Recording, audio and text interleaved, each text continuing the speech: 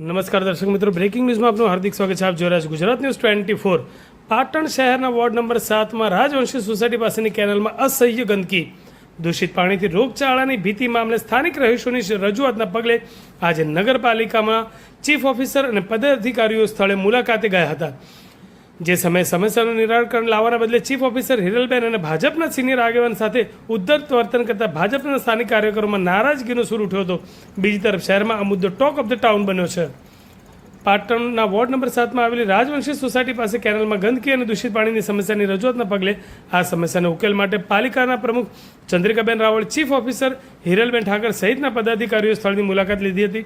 આ સમયે ભાજપના સિનિયર આગેવાન અને પૂર્વ કોર્પોરેટર સતીશ ઠક્કરે ચીફ ઓફિસરને જણાવ્યું હતું કે આ સમસ્યાના ઉકેલ માટે કેનાલમાં ભૂગર્ભ ગટરના દૂષિત પાણી આવે છે તે અટકાવવા વ્રજભૂમિ સોસાયટી પાસેનો દરવાજો બંધ છે તે ખોલાવો અથવા કેનાલની સફાઈ કરો, તેમજ જીવરાજ પાર્ક પાસેના ભૂગર્ભ પંપિંગ સ્ટેશનમાં જે લાઇટ જાય છે ત્યારે ઓવરફ્લો થવાય છે, ત્યારે દૂષિત પાણી કેનાલમાં આવી જાય છે.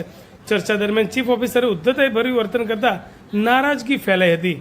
સતીશ ઠક્કરે જણાવ્યું હતું કે પ્રજાના સેવક તરીકે અધિકારીનો જવાબ સારો, યોગ્ય અને વ્યવહારિક હોવો જોઈએ.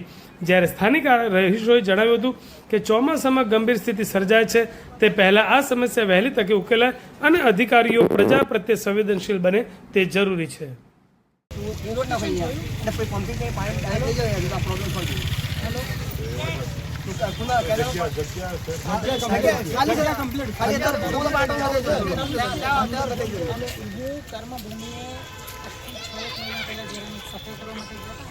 ત્યારે જ આ પ્રશ્ન અમે જોયો હતો. મેં કે નટુબેન કીધું પાણી બંધ કરો, એટલે નટુભાઈ કીધું કે બેન આ પાણી બંધ કરવું તો આ નાખવું ક્યાં, તો કર્મભૂમિ ઉભરાશે, બરાબર. એટલે એમને સ્ટોપ ગાડી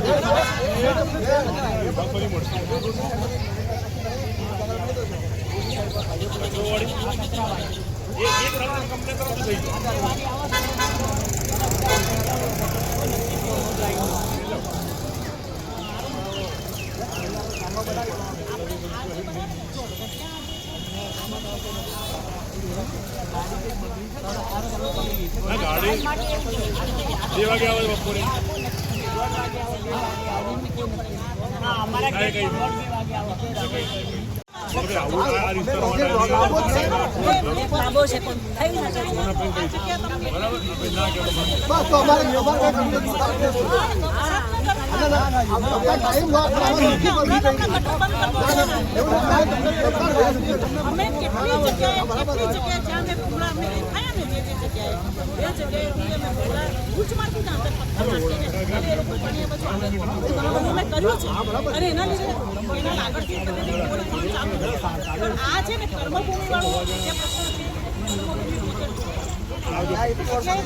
વર્ષોથી આ કેનાલની અંદર વરસાદી પાણી એ આનંદ સરોવરમાં જતું હતું, પણ વ્રજભૂમિની આગળના ભાગથી એ વરસાદી પાણી આનંદ સરોવરમાં ના જાય માટે ગેટ મૂકવામાં આવેલો છે.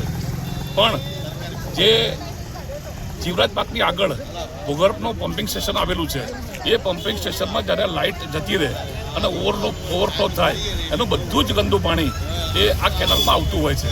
એની રજૂઆતના સંદર્ભે ચીફ ઓફિસરને રૂબરૂ મુલાકાત જતાં આજે તેઓ સ્થળ ઉપર આવ્યા છે અને સ્થળ ઉપરની સ્થિતિ જોયા પછી એમને વાત કરી કે આ જે કંઈ કાર્ય છે એ આગામી ચોમાસાના લક્ષ્ય રાખીને તાત્કાલિક ધોરણે ઘટતી કાર્યવાહી કરી દેવી. એટલે એમને કહ્યું આજે નહીં થઈ જાય, એ તો અમે પણ સમજીએ કે આજે નહીં થાય, પણ પ્રજાની સાથે સારો, યોગ્ય અને વ્યવહારિક વાણી સાથેનો જવાબ હોવો જોઈએ એવી અમારી અપેક્ષા લાગણી છે.